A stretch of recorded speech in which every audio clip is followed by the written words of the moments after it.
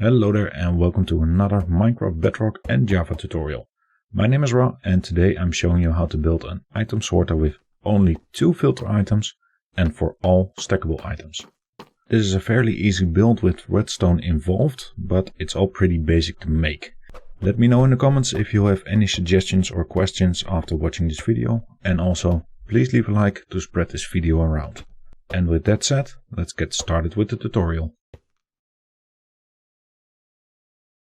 Let's start with how the sorter works. The biggest benefit of this sorter is that you can use only 2 filter items of the block you want to filter. The reason this sorter can do this is because we use 2 separate redstone circuits. Other sorters have 41 filter items per sorting unit, like shown here. If you want to use only 2 filter items with these systems, you need to separate the redstone circuits by placing each sorting unit separate. If we take a look at the circuits from the standard sorter, you can see that the redstone of each sorting unit is connected to the next. This prevents us from doing anything other than having 41 filter items. Looking at the 2 circuits of this sorter, we can see that the circuits never touch each other. So let's take a closer look at how the circuits actually work. Here is a cutout of the first circuit, which is off at the moment. We have ender pearls in this one. The comparator checks the hopper behind it for the amount of items in that hopper. At the moment the comparator is on because there are items in the hopper. However, the rest of the circuit is still off. This is because the amount of items in the hopper is too low to send a powerful enough signal through the circuit. If we place a shulker box on top with the same materials in it as the sorting unit, it will start sorting. The signal from the comparator is now strong enough to power the rest of the circuit. The signal goes from the comparator to the repeater, which turns off the redstone torch. The redstone torch normally blocks the hopper to keep the items in, but when it is unblocked, it will send the items to the chest. For both circuits this works the same, only on the second circuit the redstone goes 1 block up and through another comparator to make sure it does not connect to the first circuit. Let's now take a look at how the sorter performs. This sorter can sort items that stack to 16 and 64 next to each other. Here we have the example of the different kinds next to each other. In this dropper there are several different stacks of items. As you can see, we have 16 and 64 here. So let's turn it on right here and see what happens. Each sea lantern is placed on a sorting unit that sorts stacks of 16 blocks. The rest is all stacks of 64. You can see the items flowing in on the left via the bubblevator. On the bottom hoppers you can see the red triangle going on and off. This indicates an item being sorted. So as you can see, both stack sizes are nicely being sorted together. And we also have no excess overflow from the sorter. We can make the sorter pretty much whatever size we want it to be, just make sure you stay within the world's simulation distance. With all that explained, let's start building the sorter. I will start by showing how to build the 2 sorting units. Keep in mind that these units always need to alter, otherwise the circuits will touch. So let's start with circuit 1. The height where the circuit starts depends on how much chest room you need in your sorter. For this example we are using the height of 4 chests. This means we are starting from the topmost chest of the storage. Place a hopper facing into the chest, place a temporary block on top of the chest, a hopper facing that block, and remove the temporary block. Now place 3 solid blocks after each other against the bottom hopper. Place a solid block against the top hopper and a comparator behind it facing backwards. Underneath the last solid block, place a temporary block. Place solid blocks on the remaining 3 sides and remove the temporary block. You should now have a shape like this. Place 2 redstone dust from the comparator to the block below.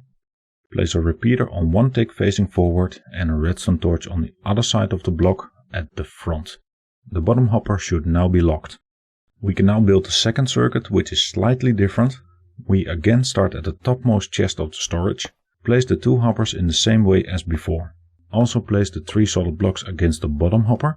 Now place a comparator facing backward directly after the top hopper and 2 solid blocks behind that. A redstone dust on the first block and a comparator facing backward on the second block. Use the first circuit to place these 3 solid blocks against it. Place a temporary block here, then place a solid block on top and behind it and remove the temporary block. You should now have a shape like this. Place 2 redstone dust from the comparator to the block below. Place a repeater on one tick facing forward in the first gap, then a redstone dust in the second gap and a redstone torch on the other side of the block at the front. The bottom hopper should now be locked. And with that we have 2 sorting units done, and we can do the same for all other units. Always start at the bottom with the amount of storage needed and build up the circuits from the top storage chest. You can simplify the circuit building if you do multiple in a row, which I will now show in a time lapse.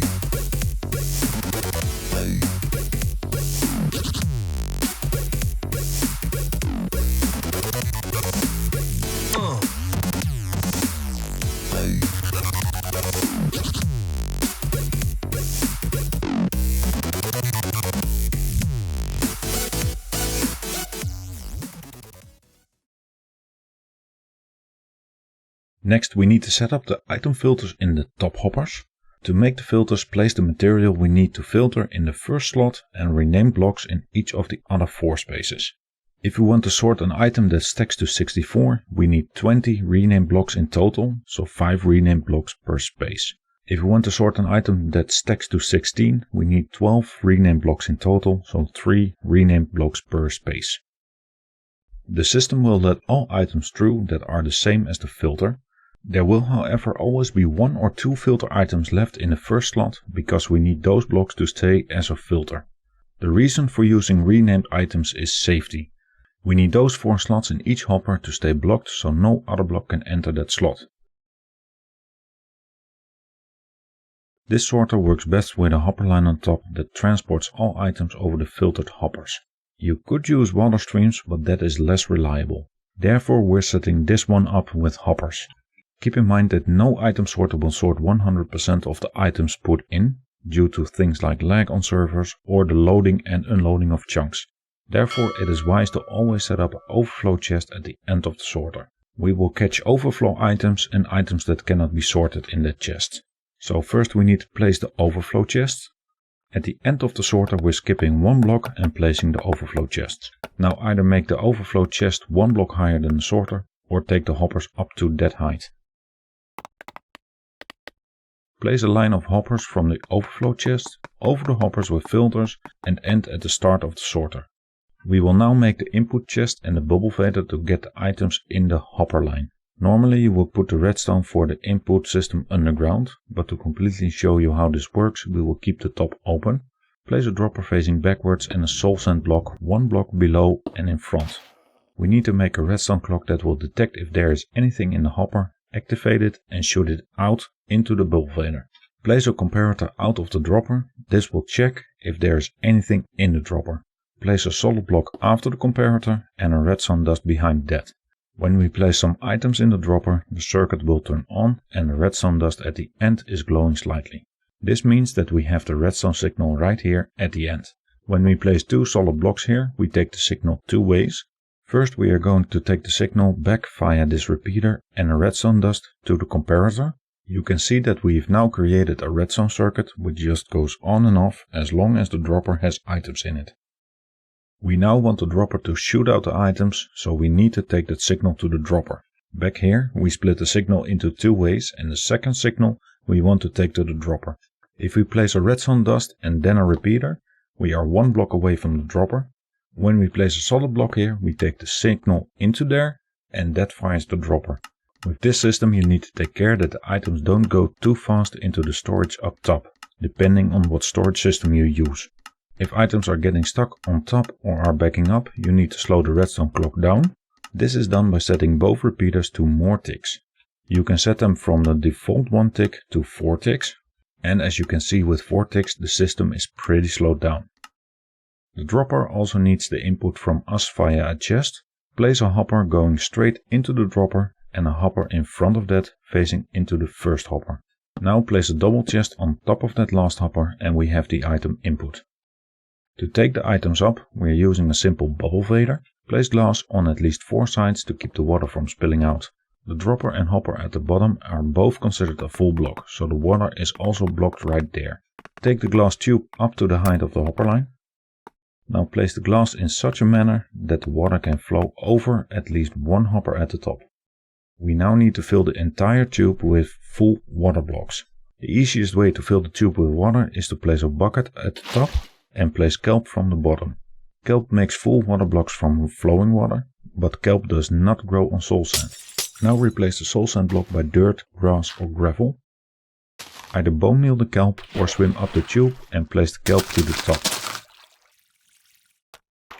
At the bottom, replace the dirt, grass or gravel block by the soul sand block and close the tube. The bubblevator is now nearly done. If we leave the top open like we have now, the items can shoot up and land outside the sorter.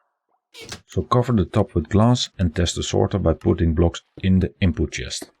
And that is the sorter completely done. Thank you very much for watching. I hope you enjoyed this video.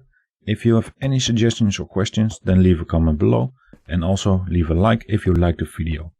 Have a great day, stay safe and see you next time. Bye bye.